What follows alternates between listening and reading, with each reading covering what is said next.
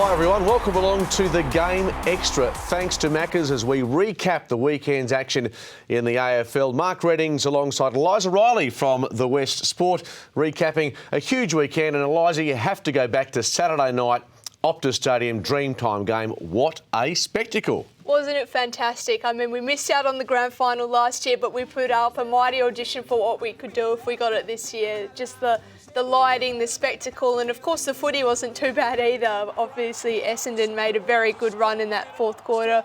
We thought there may be a bit of a game of it, but then Richmond showed their muscle and fought back and kicked, I think it was 7 goals with 13 minutes to play. So we obviously can't discount the Tigers. It's a pretty good effort to do that on foreign soil. But fantastic game, fantastic recommendation of Western Australian footy. So even potentially the AFL Grand Final later this season, pending Victoria's COVID situation, but more than 55,000 fans there. Big tick for everyone involved in footy in Western Australia. Let's focus more on the Eagles and Dockers now. The Dockers on the Sunday night, beaten by the Bulldogs, and the injury toll, it's mounting very quickly, Eliza.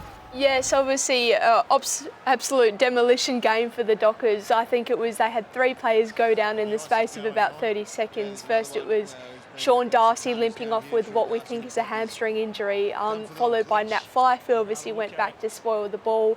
Looks like he's dislocated that shoulder he had reconstructed at the end of last season. So obviously a bit to play out there with the Brownlow medalist. And then lastly, Brennan Cox coming off with a hamstring injury, which the Dockers think is quite serious, and he was on crutches yesterday, appearing to get scanned. So all fingers crossed for those players. And of course, Griffin Logue, who had concussion earlier in the match in that massive collision with Aaron Norton. So a lot of carnage to come out of that game, and fingers crossed all those players are back in sooner rather than later. They won't be available for Saturday's game against the Gold Coast Suns. Plenty of depth being tested at the Dockers. They'll have to go to Peel to find some reinforcements.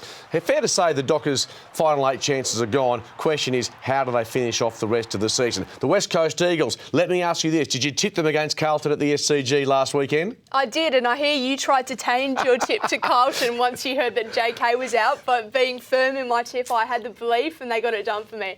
What about the performance, as we said, without so many big names? The young players stood up. We know that Liam Ryan, just a spectacular performance. He rose to the occasion. Yeah, definitely. He was absolutely monster. I think he had, according to AFL ratings, the best game of his career, according to those statistics. So he just lifted from the front and showed all his teammates how to follow him, and of course took another vintage mark in the third quarter. So obviously a massive game from him, and he had to overcome some pretty significant soreness as well to play the game. So spectacular effort from him. No Brad Shepherd this weekend on Sunday to face the Tigers with that concussion protocol. Good news is Josh Kennedy, Oscar Allen set to return. So the Eagles, if they can get a victory over the reigning premiers, a big if, their season suddenly looks a whole lot brighter. Definitely, and you know, Adam Simpson's already said the cavalry is coming back. It will be after the bye. It won't all be this weekend, but we've got a lot of talented players set to return for West Coast. So if they can scrape a win, it just sets up a massive second half of the season. Eliza, nice work from you, and not forgetting a huge weekend of WAFL action on the WA Day public holiday. Plenty of people going to watch West Perth beat East Perth by 43 points, and South Fremantle make it another victory over the Sharks by 16 at Shark Park. All the news when it comes to the AFL and WAFL in the West Australian and on 7 News through the week. Thanks to Maccas for their wonderful support. Of course, you can get involved with the local legends. Send in your videos of your local legend at your footy club doing something quite extraordinary at thewest.com.au. Thanks for your company. Thank you to Maccas for their wonderful support. We'll see you next time on The Game Extra.